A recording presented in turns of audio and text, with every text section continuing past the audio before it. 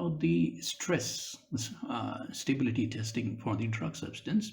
So while developing a drug product, it is aimed that the commercial product has a shelf life of 3 years. Now, this is in general. Generally, the target would be that the product is at least stable for 3 years. Of course, you can have 1 year, 2 years, 3 years, 5 years, whatever may be the shelf life. But generally, we would like at least that the product has a shelf life of 3 years. That is, what do we mean by the shelf life or the expiry? That is, the content of the drug substance in the drug product should not fall below 90%. Okay, so this 90% level is important. That means the drug content, okay, that means drug is getting degraded over a period of time, and that degradation is allowed, but the drug can degrade to a maximum of by 10%. Okay, the drug can degrade but by 10% only. That means still that API, that active content which is present, is 90% in the drug product, and once that level is achieved, that is 90% active drug content remaining, that time is the expiry. Okay, so even after expiry, it is not that the content has fallen down to zero. Still 90% of the drug content is there. So that is the 90% level. So this is important when we talk about the expiry. Okay, and especially related to the stability of the drug products.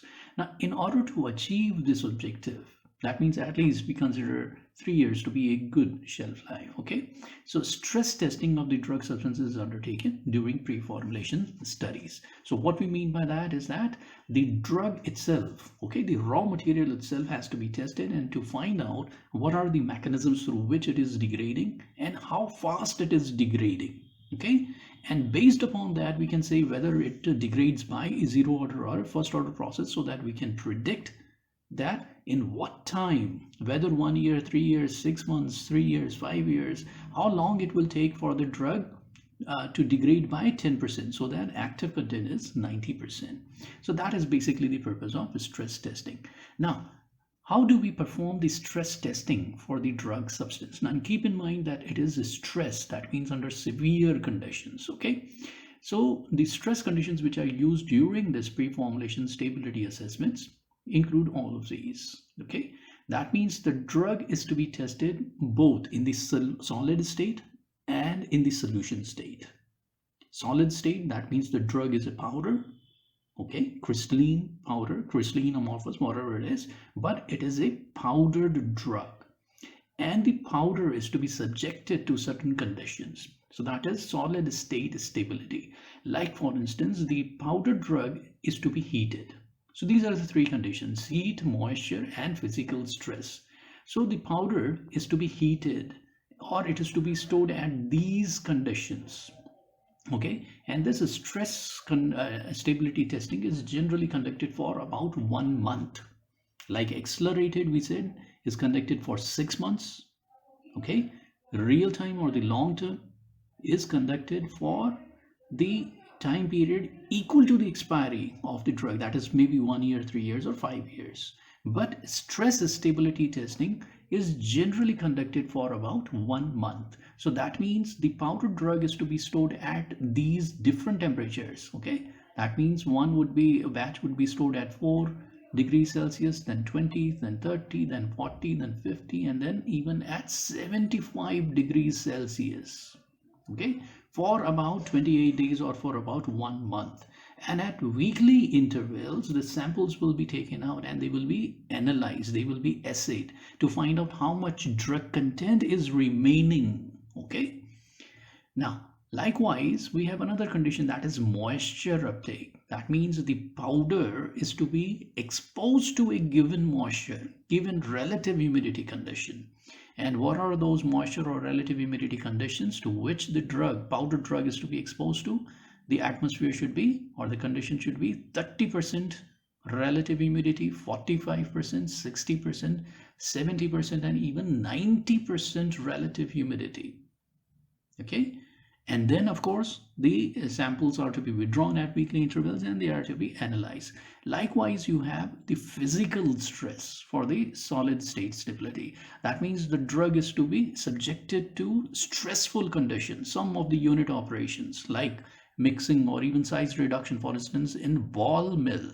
Okay, this is a good example of physical stress, ball milling. Okay, that means the drug will be put into a ball mill and it will be size reduced. Here the purpose is to find out whether the crystalline lattice of the drug breaks under these stressful physical stresses.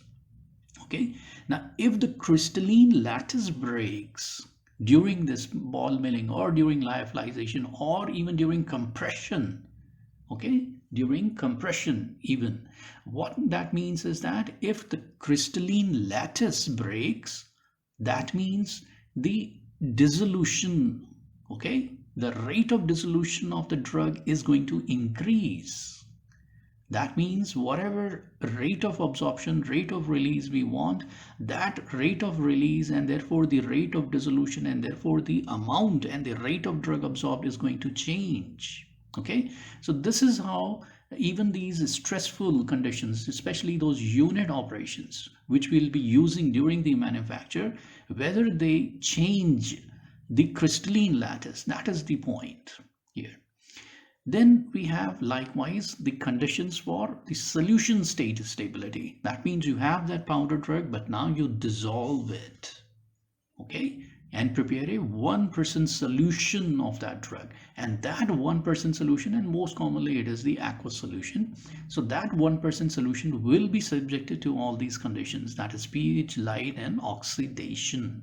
Okay, the pH, that means the pH of that solution is to be maintained between 1 to 11. That means at pH, that means there will be a solution which will be maintained at 1, pH 1, then pH 3, then pH 5, pH 7, pH 9, and up to pH 11. That means acidic, neutral, as well as alkaline conditions. Okay, and just we want to find out how the drug degrades in solution state, whether it degrades, whether it does not degrade. If it degrades, then how fast or how slow it degrades, and what time it will take for the drug to degrade by 10%.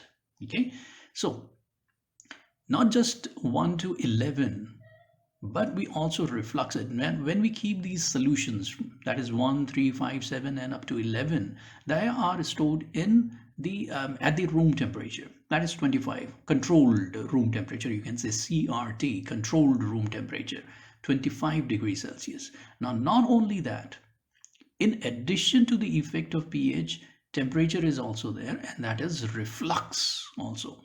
The solution is to be refluxed. Reflux, that means it will be put into, the solution would be placed in the RBF, round bottom flask, and it is heated. On top of that RBF you have the condenser. So whenever there is heating, they will the vapors will go up and they will condense and they will fall back again. And this cycle, okay, continuously, this condensation will continue. That is basically refluxing.